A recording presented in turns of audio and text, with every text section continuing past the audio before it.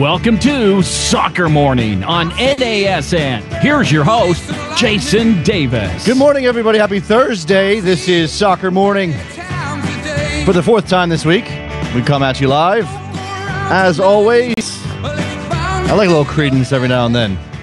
Probably not enough Credence in my life. Credence Clearwater. It's a tough name to say. Just say Credence. Credence Clearwater Revival, Bad Moon Rising. Courtesy of Mitchell McKinley, who is today's guest. DJ, thank you for that. Mitchell, all the music today, courtesy of Mitchell. And there's some very good selections. You'll enjoy it. Trust me, it's a little classic rock action in here. Late 60s, early 70s, little vibe. Couple of newer songs in there. Newer to me, meaning they're still 20 years old, because that's how old I am. That's old. I'm so old that when I mentioned Kids Incorporated to Trevor Hayward yesterday, he's like, I've heard of it. I had to look it up. And I feel old because Kids Incorporated is right in my wheelhouse. Where Jennifer Love Hewitt made her television debut. Come on. Don't you know this? Fergie. Fergie was the first cast member of Kids Incorporated. Did you know that? Fergie from, that Fergie. You know what I'm talking about. Musical Fergie. Big show on a Thursday. Luke Moore from the Football Ramble will join us in just a couple of minutes. We'll talk about the Champions League. We'll talk about the state of the Premier League. The biggest game in the history of the world coming up on Sunday, Liverpool, Manchester City, both of those teams vying for a Premier League title this season. So we'll talk through that. A couple of relegation six-pointers down at the bottom as well. We'll get Luke's take on Manchester United going out to Bayern Munich, and obviously Chelsea overcoming PSG and everything that's happened recently in the Champions League. And then later on, David Cartledge will join us, and we'll talk specifically about Spain, about Barcelona, about Atletico Madrid, Real Madrid getting through, it's the state of things in La Liga, which is going to come down to the wire, a race for the title between three teams there, which is exciting and more than we usually get. Looking forward to that. But before we get into any of that, I'm going to have to take a moment here at the top of the show and once again remind you, we are listener-supported. Soccer Morning is fully listener-supported these days. We are looking for your help to keep us going. SoccerMorning.com, go check it out.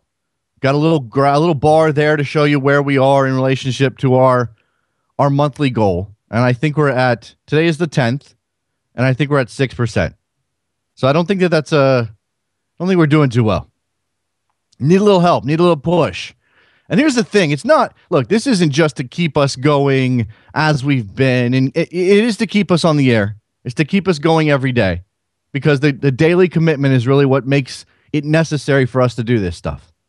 Because Trevor and I get up every day and put together a show, book guests, work out topics, set up the phone lines, do all of this stuff, and we have to do it. And because it's every day, and because we have to make this our first priority, it makes it difficult for us to really go out and fill in the back end, if you know what I mean.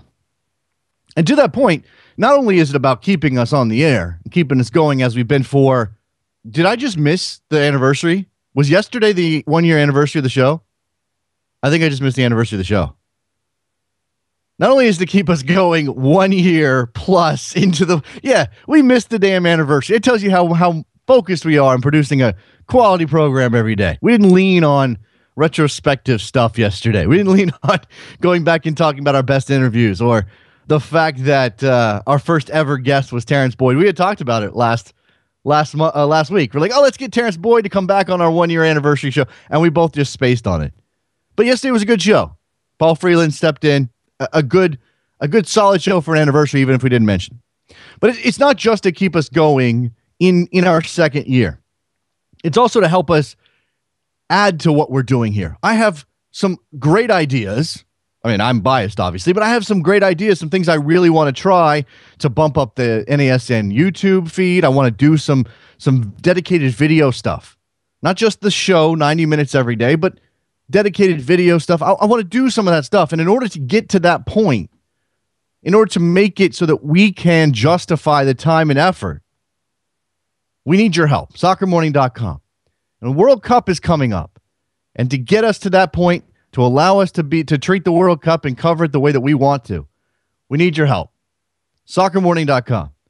I have to keep pushing this. I have to keep asking you guys for the help. And again, we are lining up. I believe we're lining up the same kind of rewards that we had when we started the year, when we ran a campaign at the start of the year. We're lining a couple of those things up.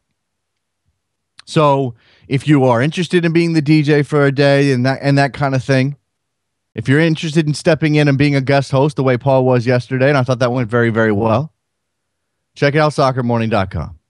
I don't want to belabor this every day, but we're at a point now where every now and then I'm going to have to really give some effort to it and let you guys know that this is how we're getting by. This is how we are staying a viable enterprise. We're going directly to our listenership. There are a lot of reasons for that. I won't go into those reasons, but it's just sort of a fact of life at this point. We're just trying to make it so that we can treat this as our full-time job, because we know that there is a large and dedicated listenership out there that's growing every day. I'm always amazed, and I know that not everybody who listens to the show is on Twitter, but I'm always amazed. Sort of the random. There's a couple of people who I talk to all the time because they're just that obsessive. Vince from Toronto's that obsessive. Gringo Mark's that obsessive.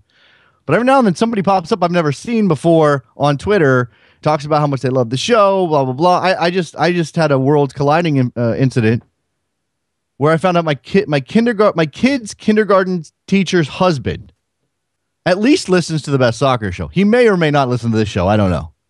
It's a little different here without Jared. He may be a Jared Dubois fan. So I'm always fascinated. I'm always flabbergasted we have the listeners we do. But I know you guys are out there. And again, just need your support to help us keep this thing going. Year two, the fact we've gotten through year one is a credit to you.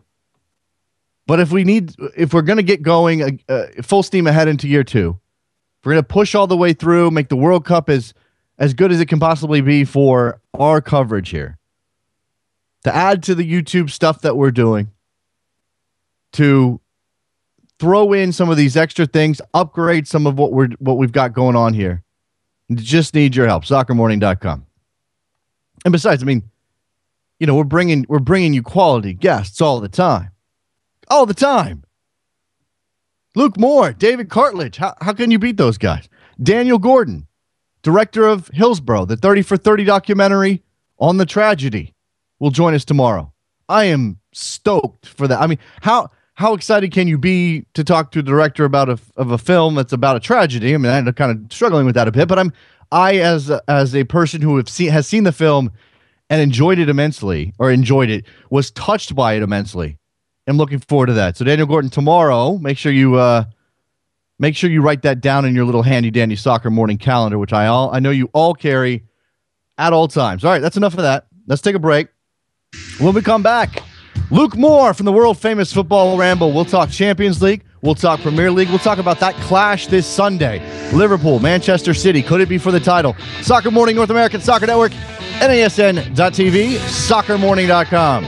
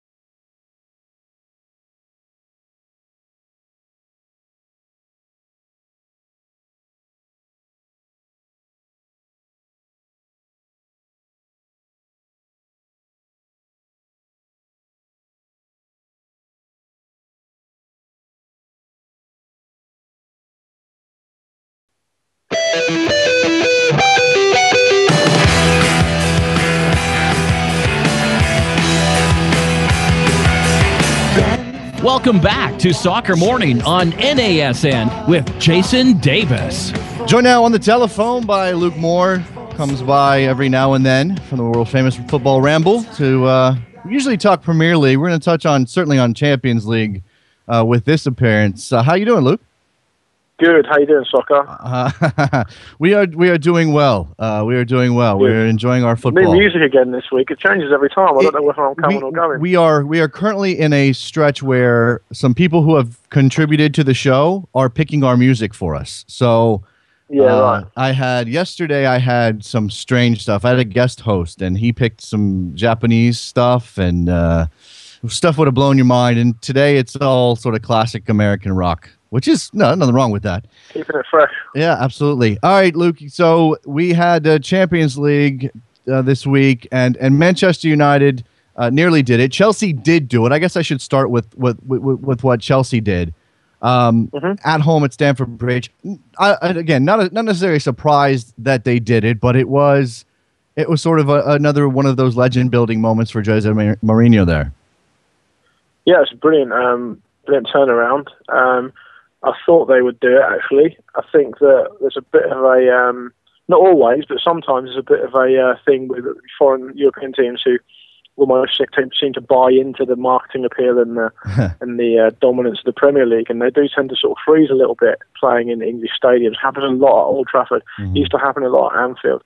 Seemed to happen a little bit at Stamford Bridge last week, and Chelsea took advantage of it and did everything they had to do, and it was a good performance, and they're well worth their place in the hat in the semi-final. I think it'll be tough for them from here on in, but Mourinho strikes again. I don't think he's ever lost a quarter-final in the Champions League, and that's some record. You felt that once they got the away goal in Paris, you felt that they had a very good chance at this, and as you said, not necessarily surprised, thought they would do it. But I guess, where do you lay most of the blame from PSG's side of it? Because certainly a lot of talk about Laurent Blanc not going for it, being a little too defensive against Chelsea team, who doesn't present much of a threat up top, but certainly has plenty of talent in midfield.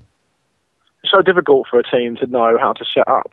I saw Bayern Munich scrape through a couple of times in recent years in the Champions League after being really good in the first leg and not really knowing how to approach the second leg. I think it was a bit of that as well. I think they missed Zlatan. He was a big miss for them. But Chelsea are a good team, I mean, it's not all just down to what Paris did wrong. I mean, of course, Paris Saint-Germain have got good players. Chelsea are pretty dominant at home. Mourinho doesn't lose many at home. And it looked like, actually, at some point that sort of last-minute goal in the first leg where they lost a bit of concentration would come back to haunt them, and they would win 1-0 but go out. But, of course, Demba Ba popped up and made it happen. So I don't know if it's unfair to be talking about what Paris Saint-Germain did wrong. I think Chelsea sort of closed down the space well and worked really hard and kept toiling away. It was quite interesting to see how Mourinho reacted when they scored the second, because obviously they had a few strikers on the pitch and he wanted to make sure they didn't get sucker punched, a la United. And they didn't. So yeah, it was good. It was a good performance by them. Is that I love that moment, and yeah, he was going down there and he pulled Torres out of the pile, and it was obviously a tactical discussion he was having in that moment. Let them come back and get a goal. But is he under threat of being sanctioned for that run down the touchline? Yeah, I was interested to find that out. Actually, I was going to look at it this morning, but I didn't have time. I don't know if you're allowed to do that. I'm pretty sure you're supposed to stay in the technical area. He sort of made it look like he was celebrating, didn't he? And then really sort of dished out the instructions. I doubt he'll face sanctions, to be honest. I've not read anything about that. Right. And nobody seems to intimate that he will. Whether he should or not is another issue. I don't know off the top of my head. I have to check. But it's not something I've seen done an awful lot before. I mean, for example, he couldn't have run on the pitch and done that. No. So I don't see why he should be able to do it outside his technical area. But I don't know what the rules are or the laws are completely, so I wouldn't be able to say. So you might have to get someone who knows what they're talking about. Well, I mean, it just doesn't happen. So I don't know that there's a bunch of experts running out there, running around that know every rule about the technical area and whether or not he can leave it. One. I'll tell you something. There'll be about 6 pages of it in the UEFA rules. I'll tell you that. Yes, and more than likely, I mean, it's nothing going. He's not going to face a touchline ban or anything like that. I can't imagine. It shouldn't rise to that level. But again, another moment of Jose and just the things that he does, and they take on a larger than life sort of meaning. It's a coach running, and I commented yesterday, Luke, on sort of the de-evolution of Jose Mourinho sartorially. He's gone to the track pants and the coat now, which is fine as a coach. It's just not the Jose of old. And he does something It's not fine, Jason. It's never fine. So you are on a match day. completely against the current garb that Jose Mourinho wears on the touchline. Well, what's he doing? He's not taking the warm-up. The coach is taking the warm-up. So there's no reason he shouldn't be dressed properly. You know, you wouldn't turn up to a family function dressed in tracksuits and a coat, or to a job interview, or I can't turn up to the office in a tracksuit. It shouldn't happen. He should have a suit on. That's what he should be banned for. That's what he should be a touchline ban for. No, I'm completely with you, and it's interesting because here in the States, with MLS, we have a sort of a long history of coaches dressing down or wearing, polo shirts, which isn't much. I mean, that's the bare minimum to sort of be out of athletic wear. And now we have a new generation, ex-players who are doing it right, who look good on the sideline. So it's nice to see. I'm pleased to hear that. It's important, I think. Absolutely, it is. Let me move on to the other English team still in the competition.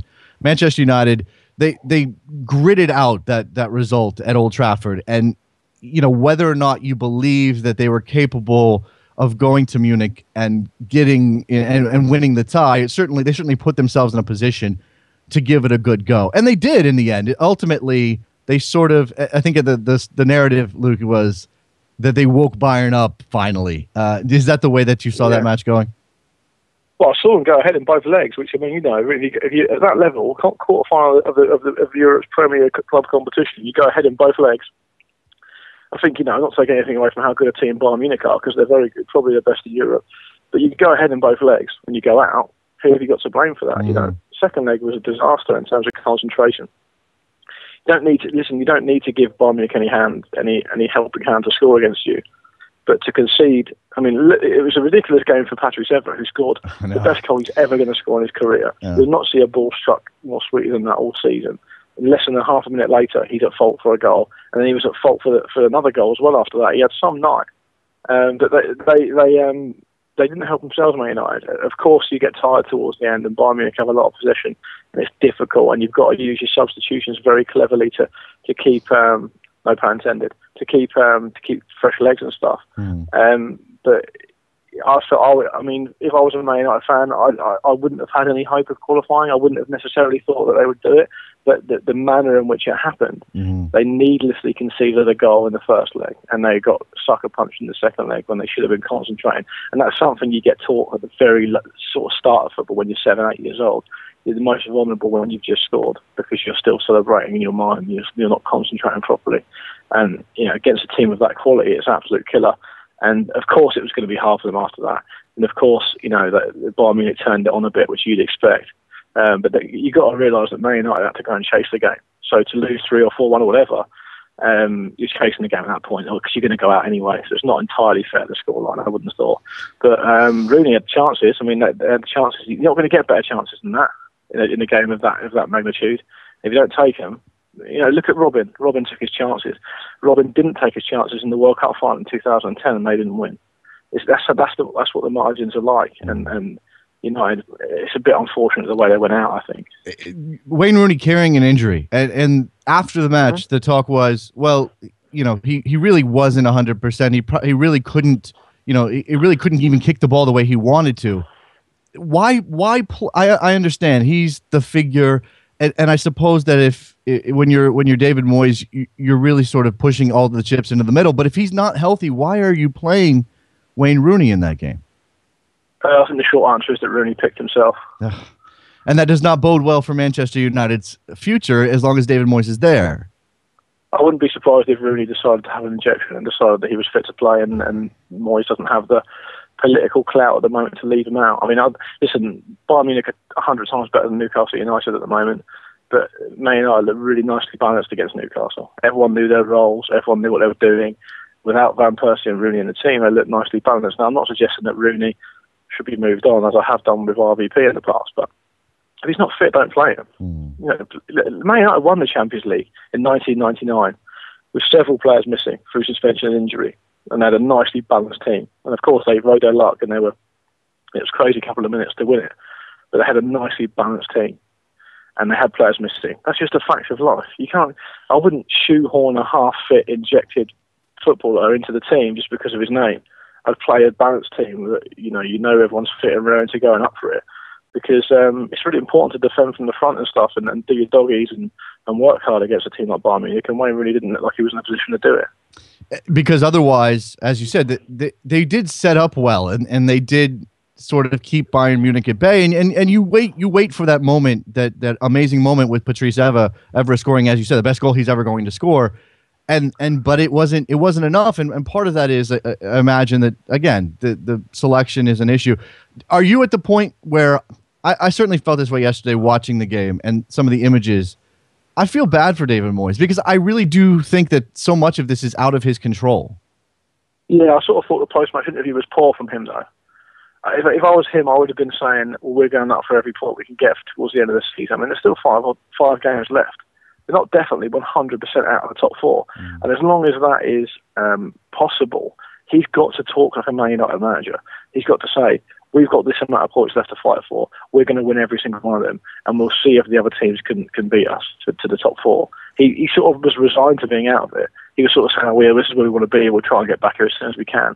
And I was sort of thinking to myself, well, you're not out of it yet. You're not definitely out of it yet. We've seen things happen over and over again. Arsenal have been in positions where they've been not looked likely to get it, and they've managed to get it. Teams have come out of relegation trouble and survived in the last day of the season. These things do happen. Two of the teams that are above them, Everton got a really tough run in. Spurs are in disarray. Arsenal look out of form.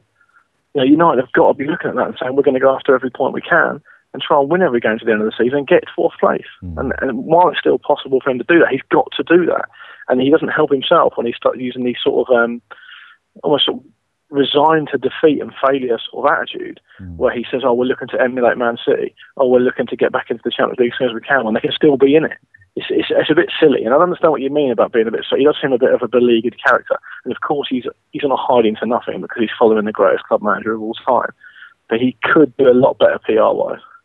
No, absolutely. I agree with that as well. Now, looking at the results here, Chelsea through, Bayern Munich through. Atleti takes out Barcelona, and I believe that there's some stat about whoever beats Barcelona goes on to win the tournament. And then Real Madrid hang on despite Borussia Dortmund giving them a run. What is your preferred draw when we get it tomorrow? I'd quite like to see a replay of the Chelsea-Bayern. I think Atletico's best chance is against the Spanish team, so I mean against Real Madrid.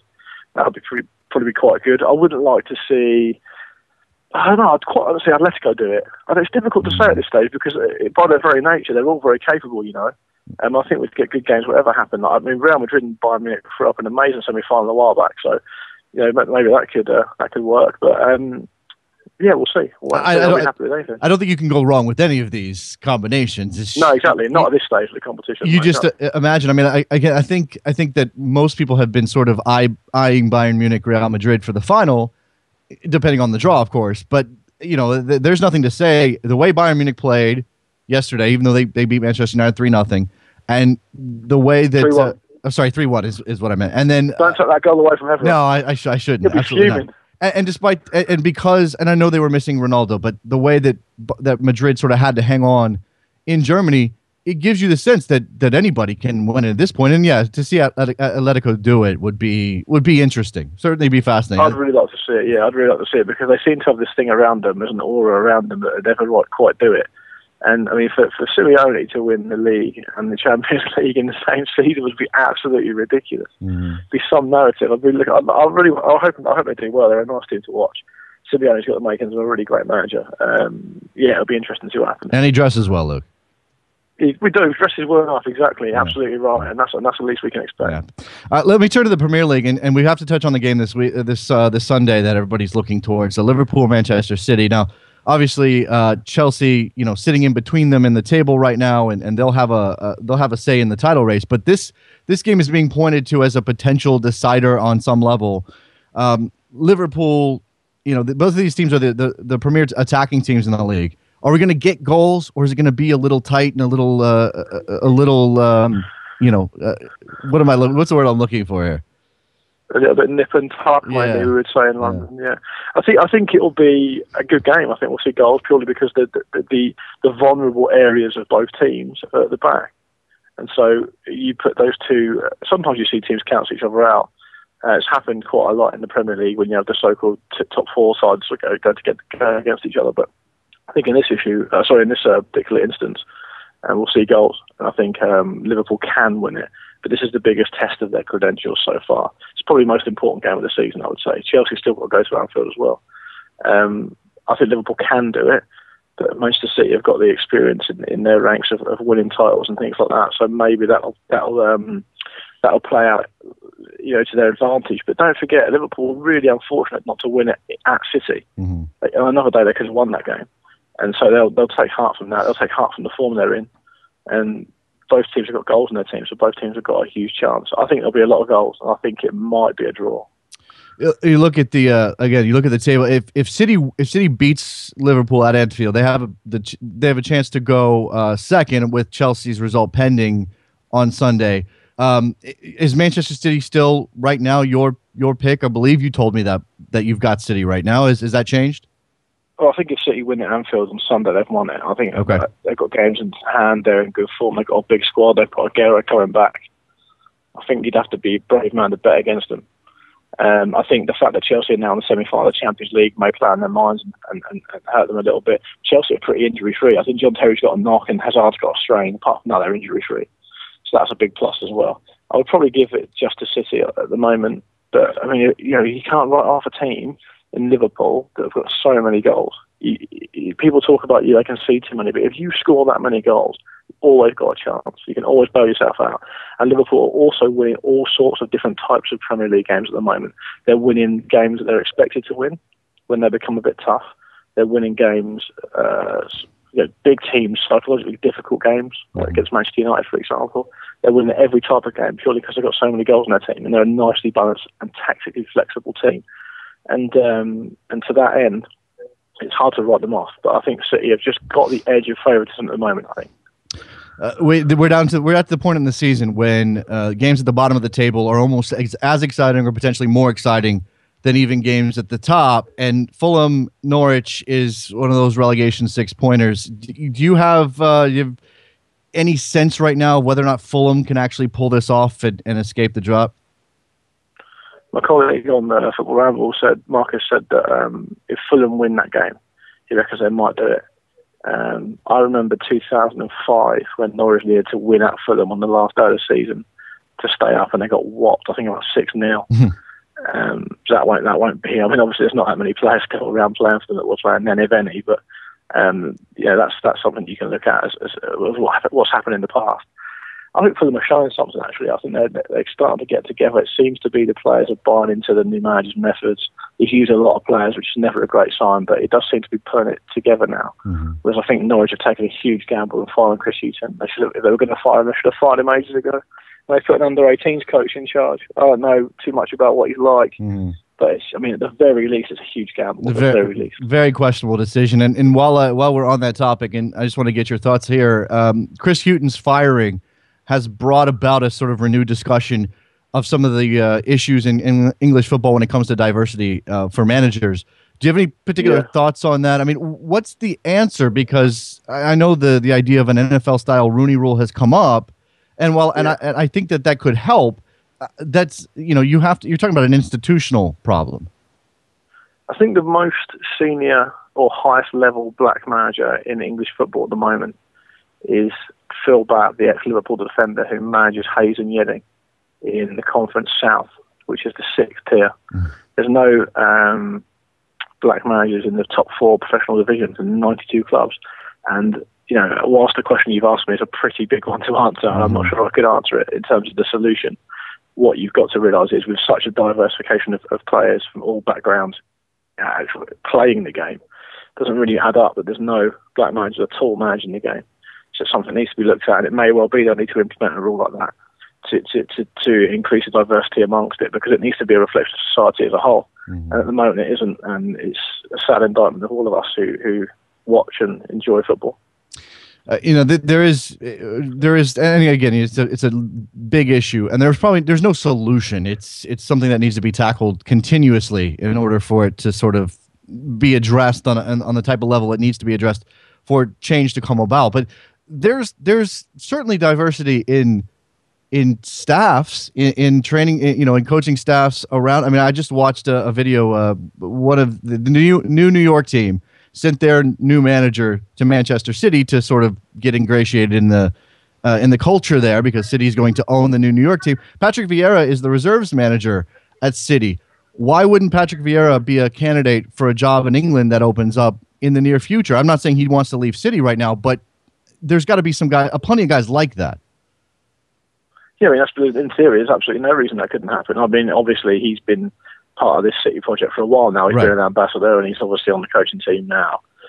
I mean, the short answer is that he doesn't want to move. Well, of course, there are. I mean, Chris Ramsey's a coach at Spurs. Right. Again, Chris Hughton started off as assistant, I think, or a coach at, well, he was certainly at Spurs for a while before he got his break. Yeah, this is the way of going about it. I don't know why it's not happening in bigger numbers. It may well be that it's only fairly recently, over recent generations, that we've seen an influx of players from different backgrounds, and it'll take a while to filter through into the management side of things for players who actually know the English game. But that's just a guess. I mean, I don't really know. I've not got anything to back that up. But it certainly does need addressing. We can both agree on that. Obviously, Chris Hughton's firing is defensible in terms of his record. That's not the issue. It's not that anybody's saying Chris Hughton was fired because he's black. The issue is that his firing now means 92 jobs with no black representation, and that certainly indicates an issue. Luke Moore from the world famous Football Ramble. I know we got heavy there at the end, Luke, but I appreciate you going with me on that one. That's cool. All right, there you go. There's Luke. Appreciate your time. Thanks as always, sir. Soon. All right, there he goes.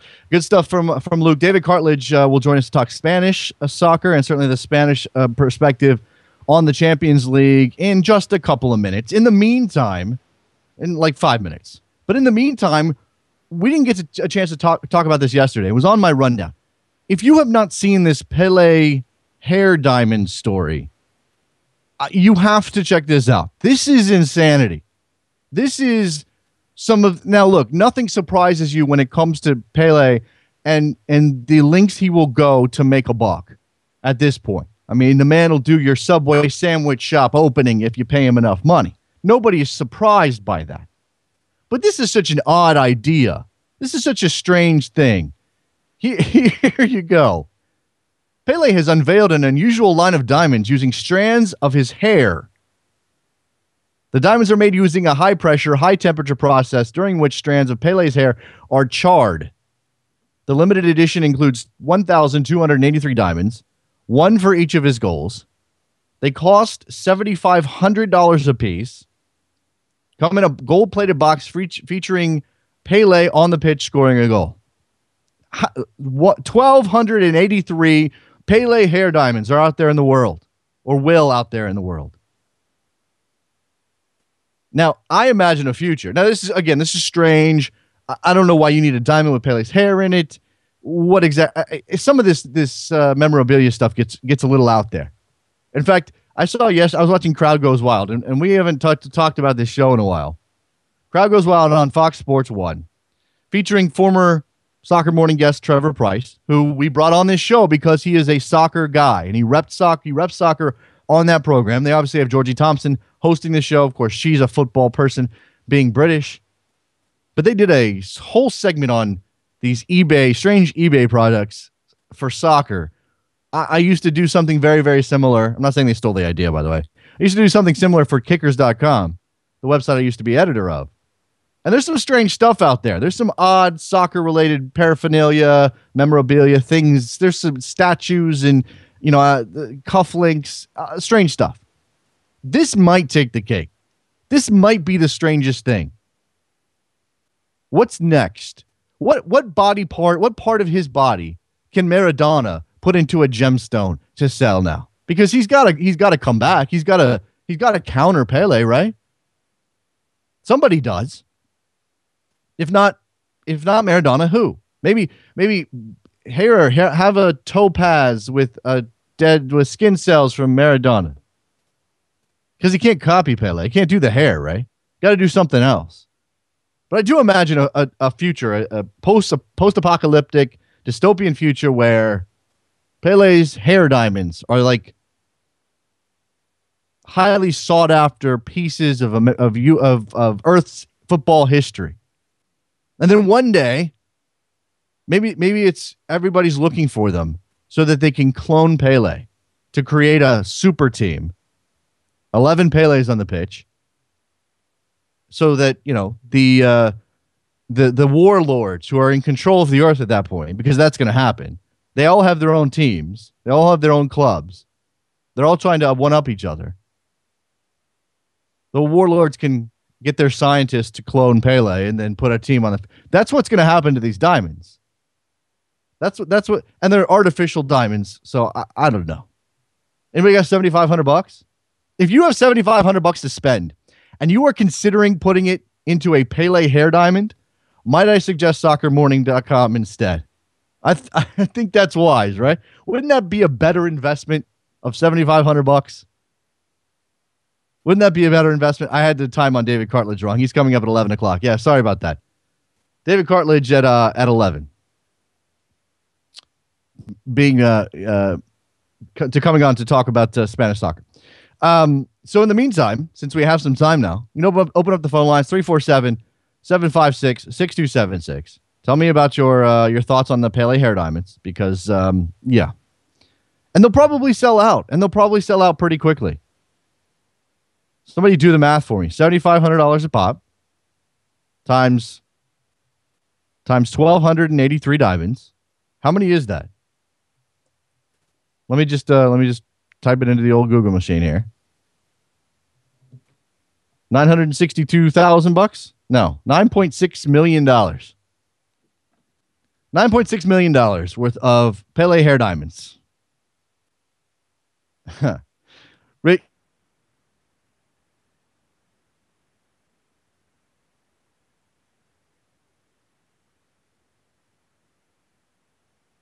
Whatever else you have in mind here today. Soccer Morning on a Thursday. David Cartledge at 11 to talk Spanish soccer, Champions League action for those three Spanish clubs. Barcelona out. What does this mean for Barcelona? Does this change anything in the immediate future for Barcelona? How long is Tata Martino going to hold on to that job? Because we've been talking about him potentially leaving Barcelona for months now. That this may be his only run there. That he may move on at the end of the season. Where would that leave Barcelona? They clearly have a lot of personnel issues. They need to replenish that squad. They need defenders. They need help. They've got aging players all across their lineup. And while they were amazing at one point, certainly it has made them less effective. Further, I want to know if this is something, if Atletico Madrid can turn this run potentially to a Champions League final, potentially winning the thing. I don't think anybody puts that past them, right? Do you put it past Atletico Madrid to win the competition? I don't. If they did that, could that mean they establish themselves as the third team at the top of La Liga perennially? Not just for 1 year, not as a flash in the pan, but for consistent time periods. You get the influx of money that they've got in the Champions League. They get back there next year. They build on this.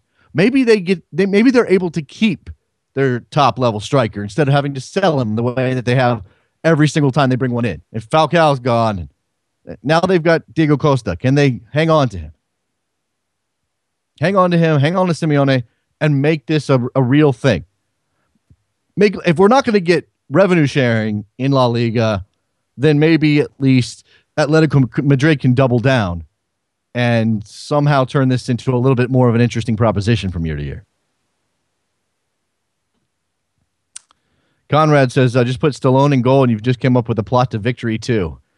So my post-apocalyptic world in which the Pele diamonds are missing and people are searching for them. Bounty hunters are out searching for them. There's money, there's a reward for the finding of the Pele diamonds because then the scientists can use them to clone a team. Vince has got the lineup here. Pele clones. Pele Jr., Pelinho, Pelenario, Pelundo, Pelinaldo, Palencia, Pele Silva. Like that.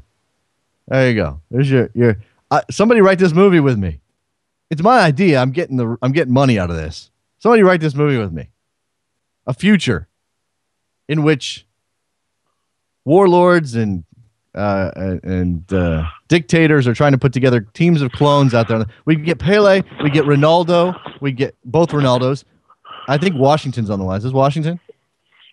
No, it's Raph from New York. Hey, Raph. How you doing? You're calling from an unknown number, and that's usually Washington, so I apologize. What's up, No, Raph? I was gonna say, look, to your point about Atletico Madrid. Yes. I like it. I like where you're going. The problem is, and I'm sure David can talk about this at much greater length than I can. The problem is the way the TV contracts are structured. Oh, I know. In Spain. I know. And I think that's the big barrier for them. 100%. 100%. Because Raf, neither Real Madrid or Barcelona are going to want to relinquish all of that money and all of that control that they have, the gigantic advantage they have over other La Liga clubs via their TV contracts, without somebody strong arming them. It's going to take the government. It's going to take La Liga as a league to say, look, this is not healthy anymore. If we're going to compete with the Premier League and the Bundesliga and all of these other competitions, we need to figure out a different way to do this. Absolutely. I will say, I think the only way, realistically, that gets broken is if Atletico wins. I don't even think a runner-up finish does it. I think if they win... You mean the Champions League? The champion. Because if they win La Liga, that's just, hey, look, that's an aberration. We'll get Madrid and Barcelona will be good. Be good next year, and we'll start another run on domination between those two teams. Right. But if they win La Liga, if they win the Champions League, then I think that upsets the apple cart. It'll be interesting. Now, I mean, their sort of rise to this because, historically a strong team in La Liga, but always the second team in Madrid. And how fun would a Real Madrid Atletico Madrid Champions League tie be, whether it's the semis or the final? How fun would that be? It'd be insane. Yes, it would be insane. Between the two, I mean, I got to tell you, I've always been a Bayern Munich supporter, ever since I was a kid. But I got to tell you, if Bayern doesn't pull the repeat, and I think it's, I don't think it's as certain as a lot of people may think it is. It's way less certain than I'm way less certain about it now today than I was, say, even 2 weeks ago. I'm in the same boat. That being said, if Bayern doesn't pull it off, my money's on Atletico.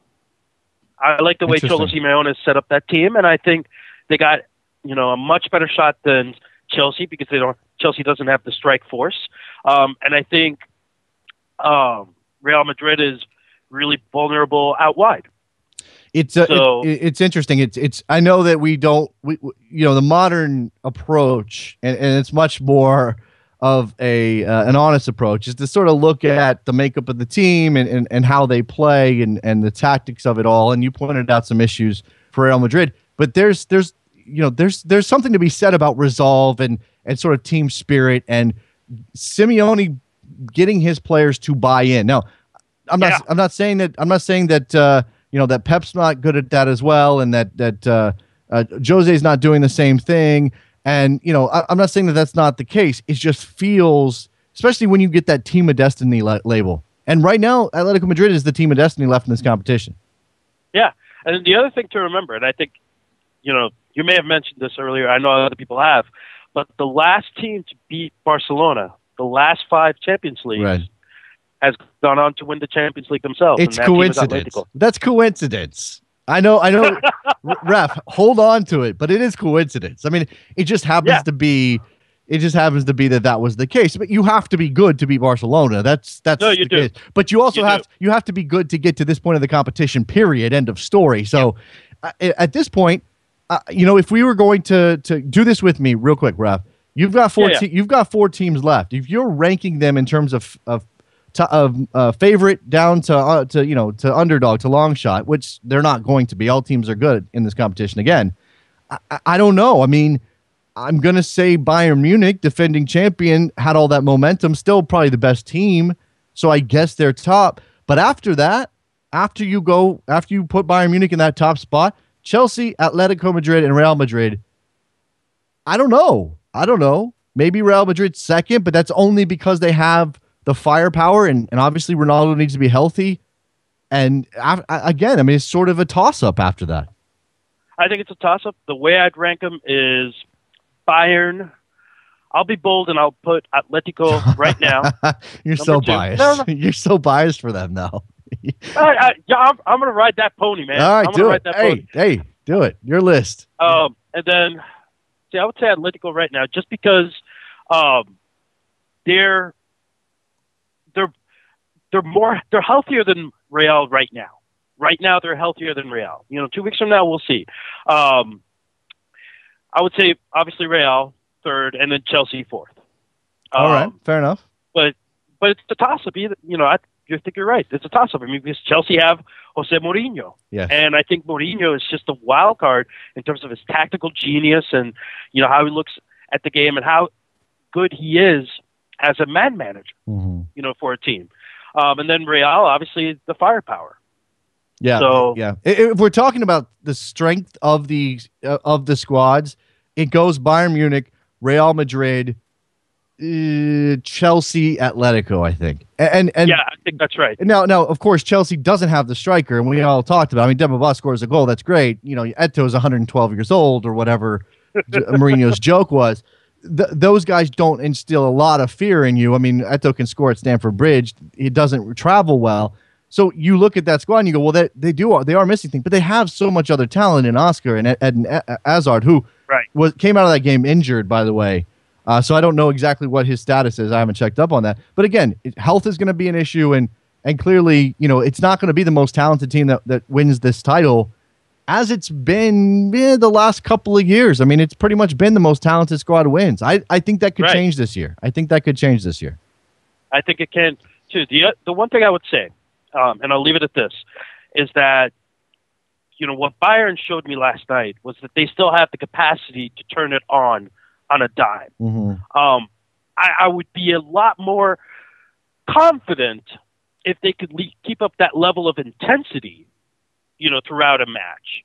But what I saw last night in that, 15 to 17 minute period when they went from being a goal down to basically running away with the match, was the capacity to just turn it on a dime, to just bring that firepower, bring all that talent to focus and bear in the service of winning a game. Mm-hmm. And I don't think you can discount that. And that's the mark of a champion right there. So we'll see. And again, I'll let you go, Raf, and we can talk about this all day. But I also think that the managerial characters involved at this point, Pep and Jose and Simeone, and to a lesser, these guys are all sort of bigger than life characters. They're all carrying sort of a personality that allows them to soak up a lot of the attention themselves, and they're going to have a large say in who wins the tournament, who wins this title. But it's also something else about them that draws the eye. Appreciate the phone call, Raf. Thanks a lot, man. Yeah. All right, there you go. Raf calling. He was not Washington. He was Raf. And you call me from an unknown number. I probably shouldn't guess. But why do you call me from an unknown number in the first place? We had Washington to say, oh, it's because he works for some super secret organization. Are you working for the CIA too, Raf? Or whoever, whatever. Not the CIA, but whoever. It's good to know we have friends in high places, maybe, or secret places. Let's bring it back to the other side of the Atlantic and talk a little bit about some developments in New York, or a development, I suppose. The mayor of Yonkers coming out saying, hey, professional soccer would be great in my town. Let's do that. He tweeted this. Professional soccer would be a game changer for Yonkers, resulting in increased visitors, revenue, and entertainment venues. This is, what's his name? Mike Spano. Mike Spano. I hope this isn't going to be where New York City FC ends up. Obviously this is a mayor sort of throwing it out there, campaigning for some interest. But if New York City FC ends up in Yonkers, and Trevor, I'm sure you could tell me better than explain it better even than I could. That's first of all, that's not New York. That's not where they're supposed to be. You can't put New York City FC. And here's the problem, and this is what people said when they awarded this team to Manchester City owners, and even with the Yankees involved, it was always, it turns on the notion of getting a stadium built in one of those 5 boroughs. Well, 4 boroughs, really. 4 boroughs in play. Okay, you're not building a stadium in Manhattan. That's just not happening. I don't think Staten Island is a place for a soccer stadium for a professional team. So you've got the Bronx, Queens, and Brooklyn. Those are the only places that make any sense for this team to build it. We've seen that site in the Bronx. But if they don't get this done, it's a giant failure. It is. And you can't build it. You can't build a permanent solution in Yonkers, and even a temporary solution. And I know Big Apple Soccer has thrown out the potential of Westchester as a site for a temporary stadium. Even that notion bugs me a lot. Now, I guess lesser of two evils. Sorry, Yonkers is in Westchester. I suppose that's what they were talking about. I apologize. All of this kind of coming together. If this is where you put the temporary stadium, is that better than playing at Yankee Stadium? Now, I hate soccer on a baseball field. I hate it. Not a fan. Not going to be on board with soccer staying in a baseball stadium for very long. And all those friendlies really annoy me a lot. I don't even like. I'm a Red Sox fan. I'm a former Boston guy, and I hate that they play soccer in Fenway. It's terrible. Why are you doing that? Don't do that. So, but again, this is sort of the lesser of two evils. Temporary stadium north of the city, Westchester, Yonkers, or temporary solution in Yankee Stadium. Now you have better access to Yankee Stadium. And I think that's why, even though I'm, again, completely against baseball stadiums hosting soccer, that's a better solution for now. For now. But get a damn stadium built, because again, if you don't, it's a failure. And that's going to come back on MLS. People are already upset about putting soccer in a football stadium in Atlanta. If the biggest expansion deal in MLS history ends up with New York City FC either playing in Yankee Stadium for a long period of time, and who knows what Major League Baseball and the Yankees think about that, by the way. Well, I don't mean the Yankee organization, because clearly they're on board with whatever. They have an interest in this team. But who knows what Major League Baseball thinks of this? Whether or not it can be a long-term solution, a long-term temporary solution. But even that's bad. You play 2 years at Yankee Stadium without a stadium deal being signed and delivered and construction starting. You play more than 2 years. Is that fair? Is 2 years fair, considering how difficult it is to build in New York? Is 2 years fair? You go past that, and it's a disaster. Now, if you get to that 2-year level and you go, well, it's not happening. It's not happening in the city. Let's go build in Yonkers. That's a failure too. You might as well have not even given that team to New York, because effectively what you've done is bracketed the area, but you're still not in the city in the way that you said was the most important thing. The clear indication was MLS needs a presence in the city of New York. So if you end up with the reality of the situation coming to a head, and the only option you have left is to build in Yonkers, then you failed. You failed. I don't care if it's relatively close to a lot of fans. I don't care if maybe it's a better option for some people than going to Harrison. You still failed, because you said it was a New York team. You said it's got to be in New York. I know the mayor is not necessarily on board. Find a new deal. Spend your own money. Pay everybody off. That's what you need to do. More than 2 years from Rick and Philly, considering the money involved, is a disaster. It is. Because you get nothing. You get nothing in terms of the stage of New York City out of that team if you put them in Yonkers. They're going to be an afterthought for most people. Now, the MLS fans will be paying attention and will mostly be saying, this is terrible. What are you doing?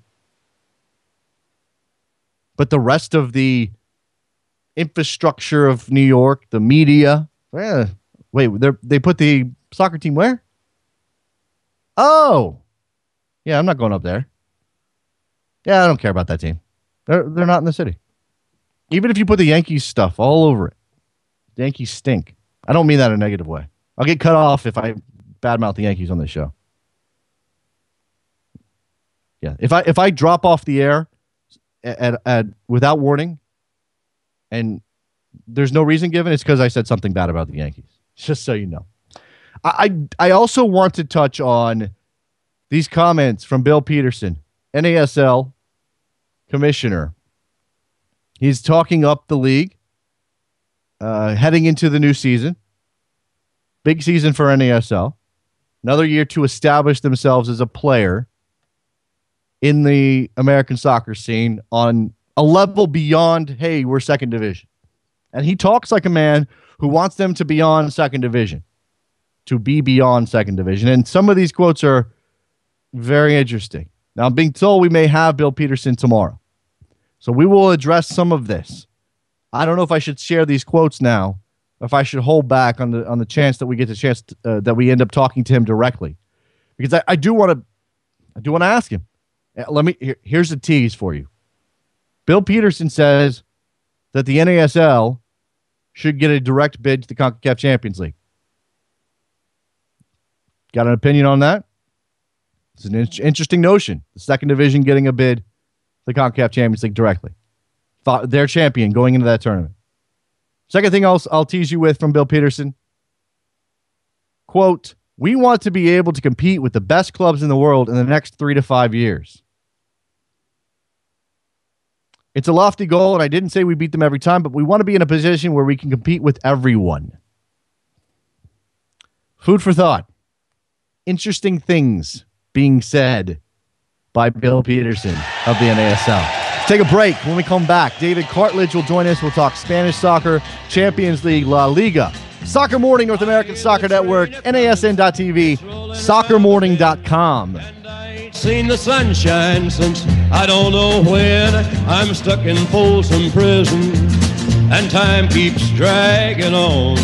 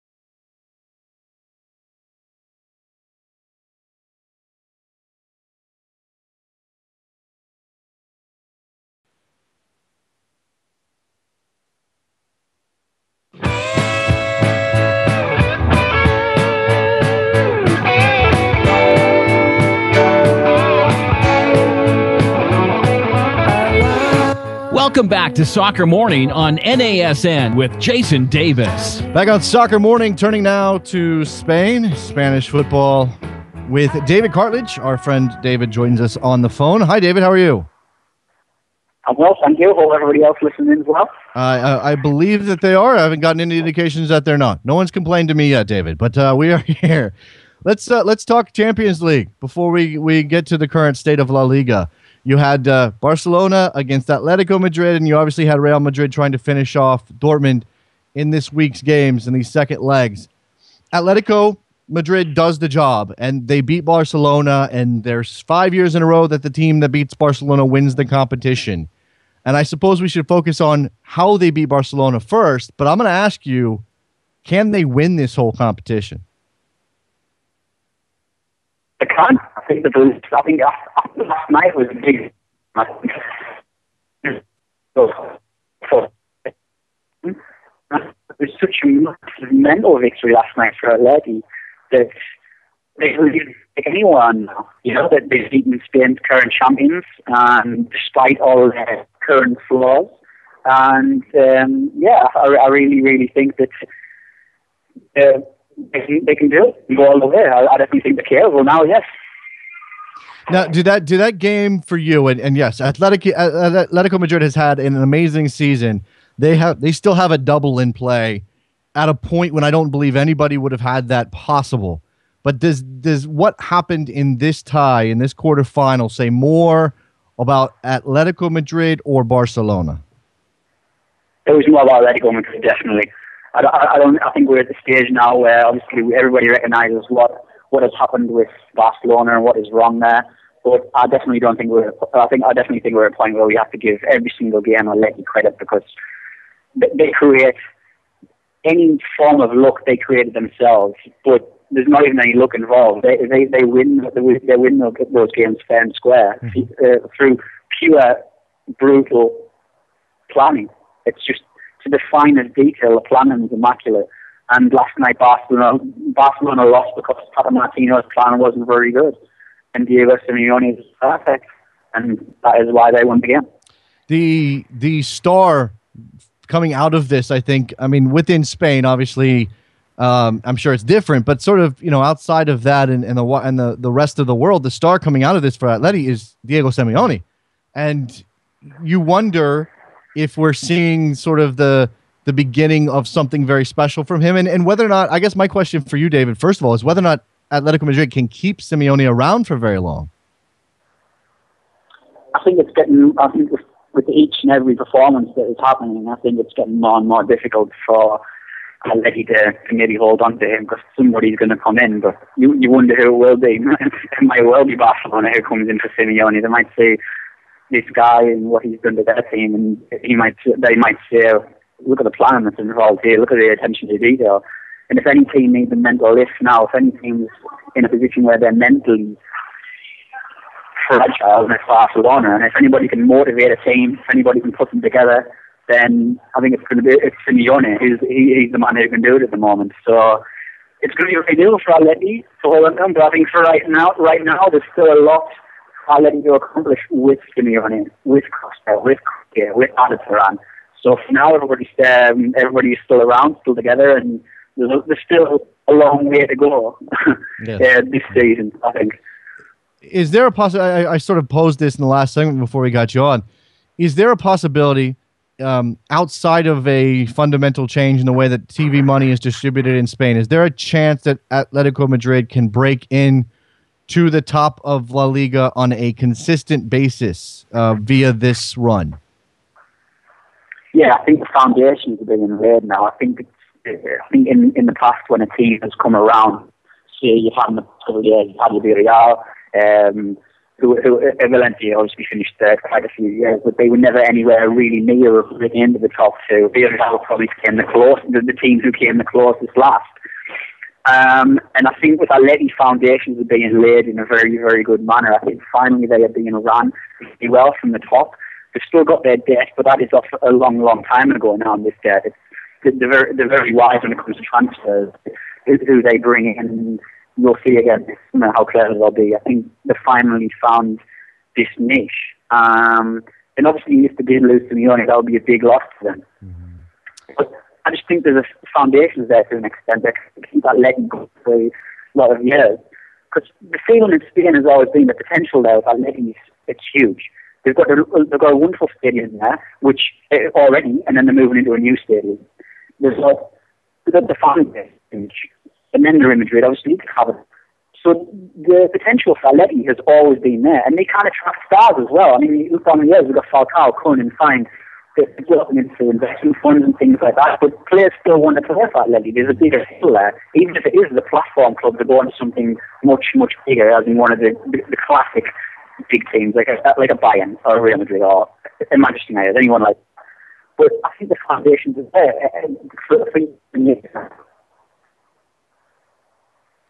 Are you still with us, David? David, breaking up just a bit. Are you still with us?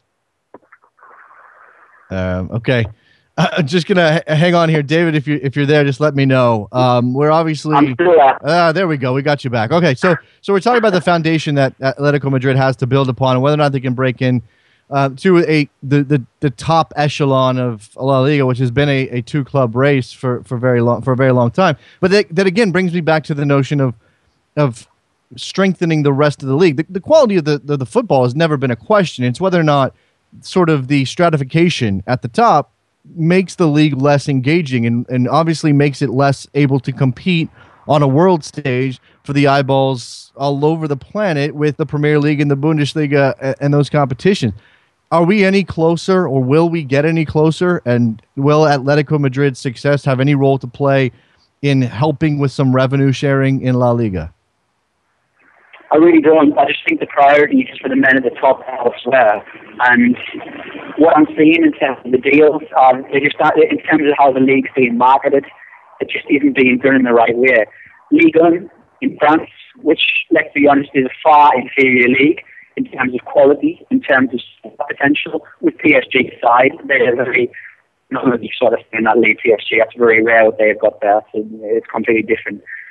And we see even less star quality there, but they have just announced a bigger deal, and which dwarfs the one in the Liga.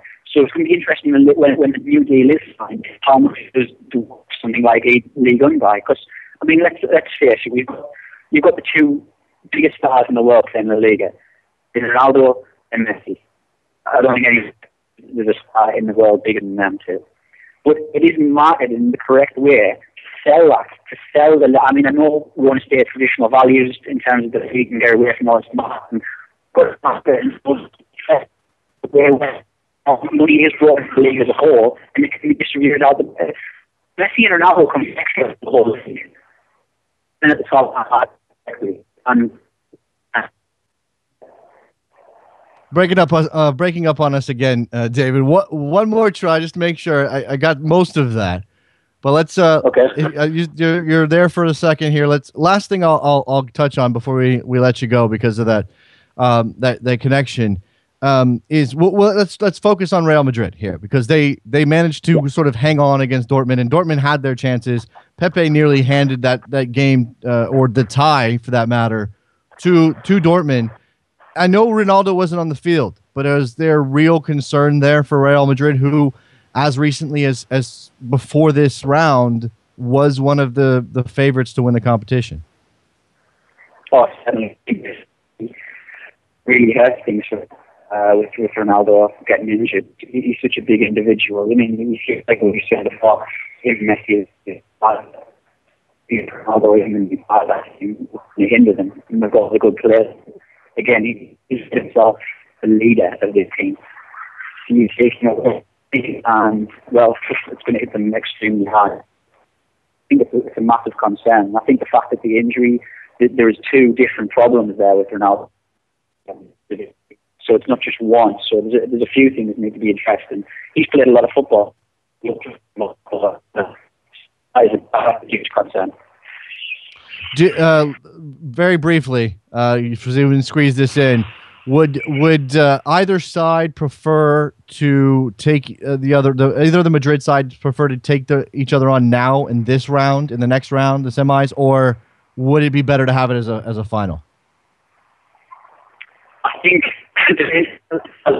is avoid Chelsea. Actually play, because otherwise he's ineligible. So if he can avoid Chelsea, by all means, that would be wonderful for them. So I think that's the thing they're looking for. But yeah, I think the Spanish prefer to avoid each other. Okay, fair enough. David Cartledge, David Haka, J-A-C-A is how you spell that, on Twitter. Thanks for your time, David. Hopefully we'll get a better phone connection in the future. Appreciate the time. There he goes. There's David Cartledge. I apologize for that. I mean, look, we're calling the guy in Spain. Well, what can you do? We're working it out here. Let's take a quick break. I want to get in all of my man Mitchell's music. By the way, music brought to you today by Mitchell McKinley. He helped out Soccer Morning, just like you can. Soccermorning.com to learn how you can support the show. This show 100% listener supported. That means a couple things. But go ahead, check it out. Let us know. Let us know how you feel about the show while you support it. Don't go anywhere. Be right back. The way she talks when she spoke to me. Just 'cause she doesn't like love.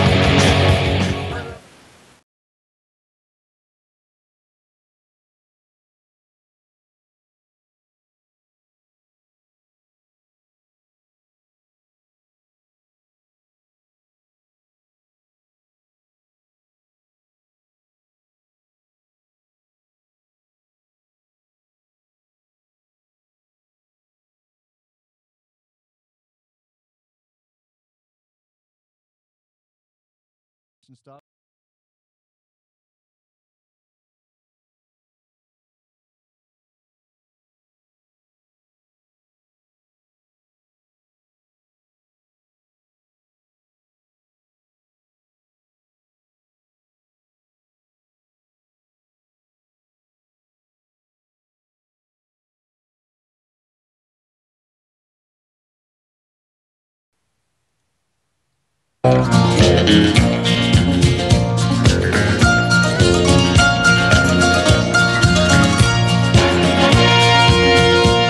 An old cowboy went riding Welcome out back one to dark Soccer Morning on NASN with Jason Davis. Back on Soccer Morning on a Thursday. as he went along Good show today. Troublesome connection there to Spain, but got some good stuff out of David Cartledge. Certainly Luke Moore was excellent, as always. Last 15 minutes or so. Phone lines open, 347-756-6276. Whatever's on your mind. You got some Champions League thoughts. Are you not as enthralled with Atletico Madrid as everybody else seems to be? It's just it's a new story. I think the first time that they've made the semifinals of a European Cup in 40 years. They've never been this far in the Champions League under that name, but 40 years since they've been to the semifinals of the European Cup. It's good to see it's good to see teams get, new teams get into the mix. We know all the big sides, and yeah, sometimes that makes for the best soccer when you get the biggest sides. But not to have somebody kind of crash the party, that's fun. That's a new story. Diego Simeone dresses well. He's also a very good manager, but he dresses well. Let's talk about what's important here. I was talking about NASL Commissioner Bill Peterson's comments yesterday. Some of them that stand out. And I'm going to reiterate them here, sort of get people's thoughts. And I know there are a lot of NASL boosters out there. I think it's a bit of a false dichotomy, but if you want to hold up MLS as sort of the socialized soccer league and NASL as the free market soccer league, I can see why. Some people are more inclined to care about the models than others, and that's why NASL has some boosters on that side. But they've got good teams and fun teams, and if you've got an NASL team in your backyard, go support it. Absolutely go support it. I was moderately excited about an NASL team starting up about an hour from my house. That hasn't happened. They've got stadium issues here in Northern Virginia, but I was relatively excited for the Virginia Cavalry to start up. Go to a couple of NASL games. See the Cosmos come to town. See the Strikers come to town. See the Railhawks come to town. If you have a team nearby, there's absolutely no reason to not go partake of some NASL soccer. But I do wonder if once again we are headed down the same path that American soccer always goes down. When it comes to varying leagues going at each other, clubs not getting along, teams, administrators not getting along, executives figuring that it's better to go after some other league than it is to work with them, or to perhaps accept a subsidiary role. Because clearly, if you read Bill Peterson's words, the man is not interested, and maybe the league, by extension, is not interested in playing second fiddle to MLS. Now, they have a long way to go, and I'm not saying it's not within their rights as a business concern in the United States to go after MLS. I just don't know if it's the best thing for American soccer. And then that opens up the question of, well, whose responsibility is it to sort of look after the best interest of American soccer? We don't have still Neil Galati's not going to step in and say, well, you guys play nice. You go over here, you go over there. Or sit them down at a table and say, let's figure this out. Let's figure out how to not necessarily work together. MLS doesn't have to have a working relationship with an NASL, but to sort of figure out what makes sense for American soccer. And again, two very different models.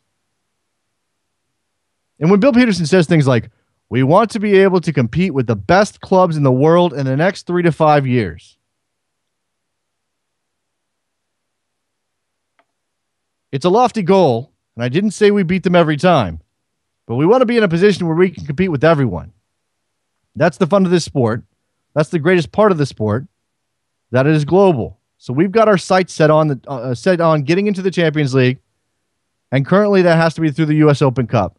So that's the first step along the way. We need one of our clubs to win the Open Cup. And I'll say this, if an NASL team wins the Open Cup, that makes the Open Cup 1,000 times more interesting to me than it is currently. And I certainly think that it could, depending on the MLS club and the manager and the head coach we're talking about, certainly could give those MLS teams more of a reason to care and to try and to really go after that competition. Because who wants to be the MLS team that gets beat by an NASL team? That rivalry can be good. I don't know that it has to be fostered all the time. I don't know that we need Bill Peterson saying we want our teams to go win the Open Cup for there to be a dynamic where MLS teams are forced to deal with NASL teams who are really making a run at it. But yeah, like I said, doesn't that make it more interesting? You could be an MLS fan. You could be a hardcore MLS supporter, whether you have a club or not, be a backer of this league, and recognize the fact that if an NASL team wins the tournament, it makes for a much, much more interesting tournament from there on out. Moving forward. The last non-MLS team to win the title was the Rochester Rhinos in 99. It's been 15 years. MLS was 3 or 4 seasons old. They were in their 4th season at that point, if I have the year correct. It's been a long time since anybody but an MLS team won that competition. And again, at one point, Peterson says, let me find this quote because this is the other part of this. He wants a direct entry for his league into the Champions League. Does the NSL deserve that? He may think so, or he may present the case. I'm not so sure, but there is an opportunity. Win the Open Cup. Right now, that Open Cup title still comes with a Champions League berth. Everybody gets to watch DC United in the Champions League this summer because they won the Open Cup last year during one of the worst MLS campaigns of all time. So an NASL team can go win the Open Cup, get into the Champions League. And look, if you are interested in challenging MLS and the perception that MLS is the best American soccer league, there's your chance.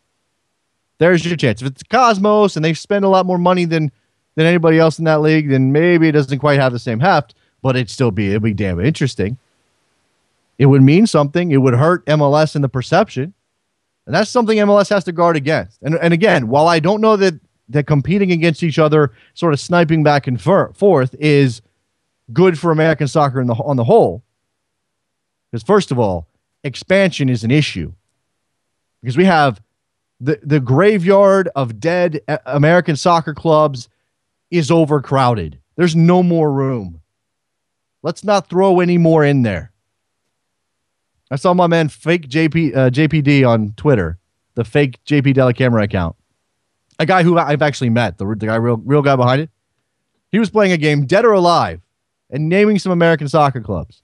We may have to steal that and use that on this show because the list is long. Now, I'm not saying that that means anything necessarily, but when you are expanding rapidly and you make it about make it about being in a race, or it has the feeling of being in a race, or you're not doing your due diligence to get the right people involved in making these teams a success, you risk more dead teams. We don't need more dead teams.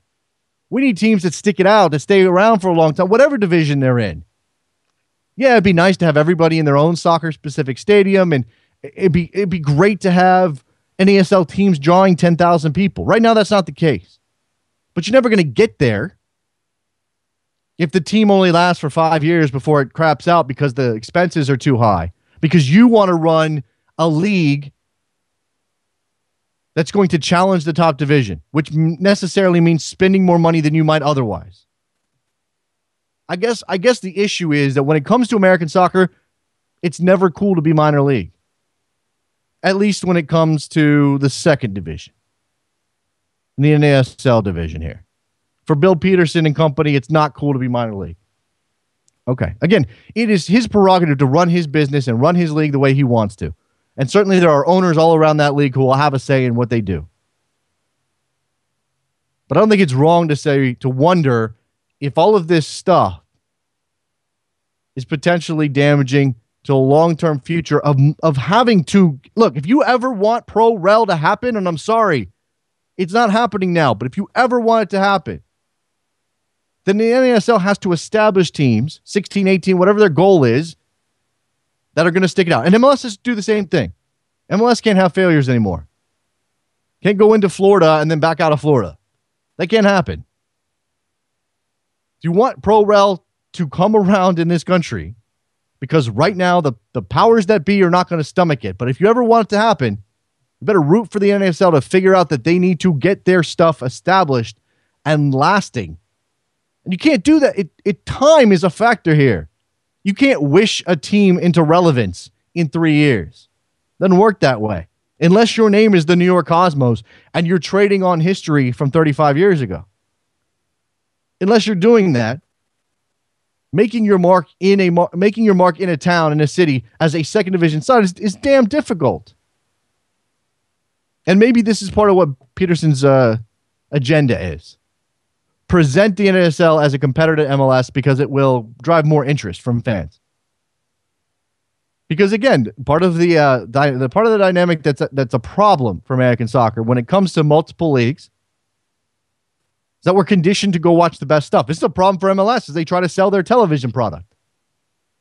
The reason that you can't get people to watch MLS is because the Premier League's on. Premier League has the best players in the world. MLS has got the 712th best player in North America. I don't know, making things up. And again, I love that Bill Peterson talks. I love that he does this stuff. Hope there's an end game here. I hope there's some kind of focus. I'm sure there is. And hopefully we'll get a chance to talk to him. And we'll ask him these questions. He's on the record as being a fan of pro rel. Okay. How do these things help get to that point? I'll be curious to know. I'm not saying that they don't. I'm asking, what's the NASL plan? What is the deal here?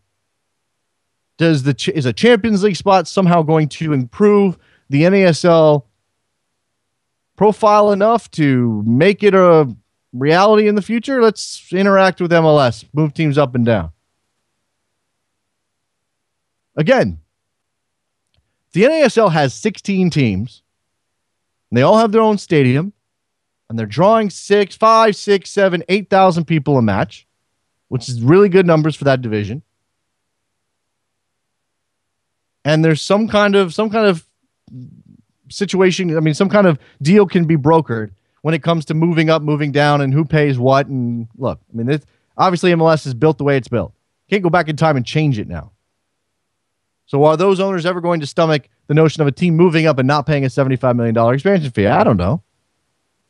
Not everybody paid $75 million, by the way, but that's what Arthur Blank's going to pay. I don't know. It's fun to think about this, right? Get NASL up there, make them legitimate and then we'll talk. And they're working on it again, but the timeline's so short. We're talking about all of these things in a premature fashion. We're not even there yet. We don't even have an MLS that's completely filled out. There's no reason for MLS to stick at 20 clubs. There was never a reason for that to happen. Absolutely not. Last couple of minutes here. Definitely go check out the ESPN World Cup promo that's out there floating around. I'm sure you've seen it, featuring the American Outlaws, doing good shots of AO out and about supporting the team. A little bit of the "I Believe" chant. Are we tired of the "I Believe" chant yet? I might be tired of I'm not one to really criticize too much unless you're just doing the same thing over and over again.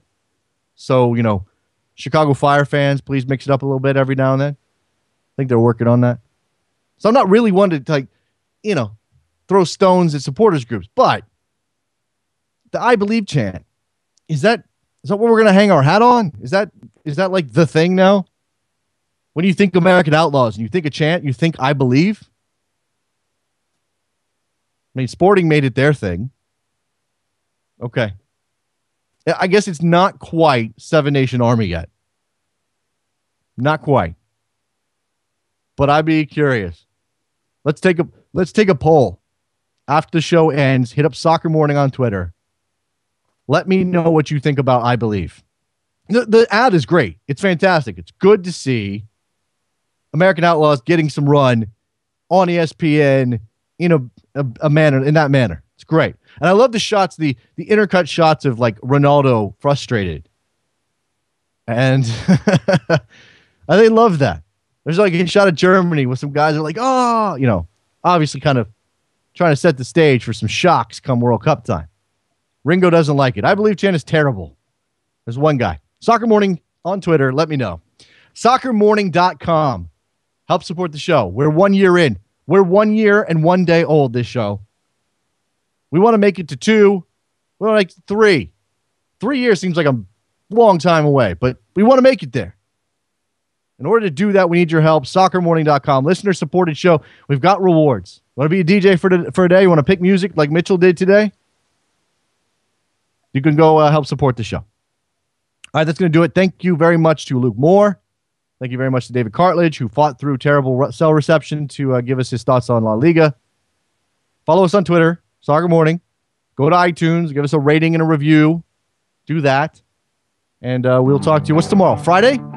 We'll talk tomorrow. Mitchell went with "Closing Time" for the last song of the day. I don't even know I love you, Mitchell. Thanks for supporting the show, but come on, man. There's no more Never mind. We'll talk to you guys tomorrow. Bye. Open all the doors and let you out into the world. Closing time. Turn all of the lights on over every